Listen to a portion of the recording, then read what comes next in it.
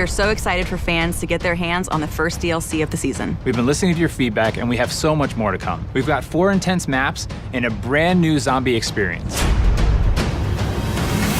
One of the great things about DLC is it gives us the first opportunity to address what the players are looking for and what things can be improved upon in the Infinite Warfare experience. We get a lot of feedback across social media, forums, everywhere. It's been really cool to see everything from beta up till now, the requests. So you're gonna see drastic changes and things you love brought into these new maps.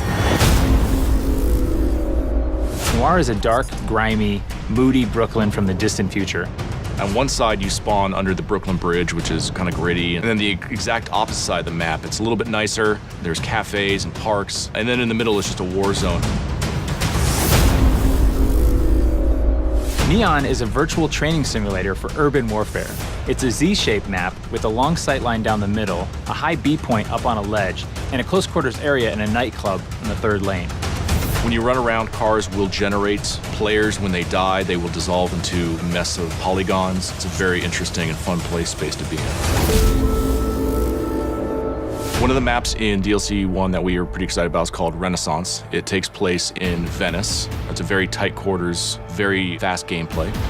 If you like to snipe, you're gonna love the church lane.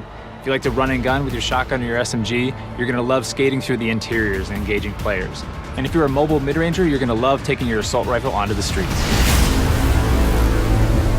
Another map we have is called Dominion, and it's a Modern Warfare 2 remake of the classic map Afghan. This time it takes place on Mars. Afghan is such a revered map, not just amongst the fans, but also among everybody at Infinity Ward. It has a lot of different identifiable landmarks that everybody can remember, the crash ship, the AA guns on the hill. And we knew it was kind of an easy transition over to Infinite Warfare's theater of war.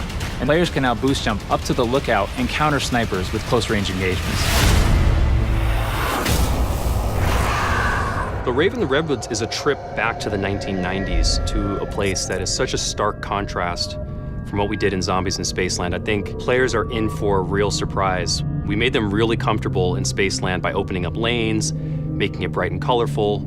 This is really a horror film brought to life in a video game form. It's going to blow people's minds. After getting sucked out of Zombies in Spaceland, our 4 characters appear in a cabin. They wake up kind of groggy. They kind of realize that they're maybe in the 90s now. As you explore outside of the cabin, you find out that you're actually in an abandoned camp that's been kind of taken over by a few hundred raver kids that are throwing an all-night rave party in the middle of the woods. The level has this dark, foreboding, kind of spooky vibe, and then the world comes alive.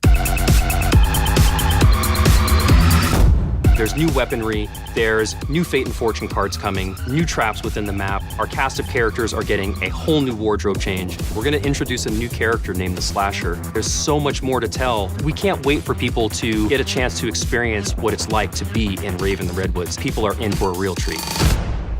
All of the devs here at Infinity Ward cannot wait for our fans to get their hands on the new content. The weapons, the quests, there's so much going into it. Fans are going to be super excited. Call of Duty Infinite Warfare DLC 1 pack will be available January 31st, first on PS4.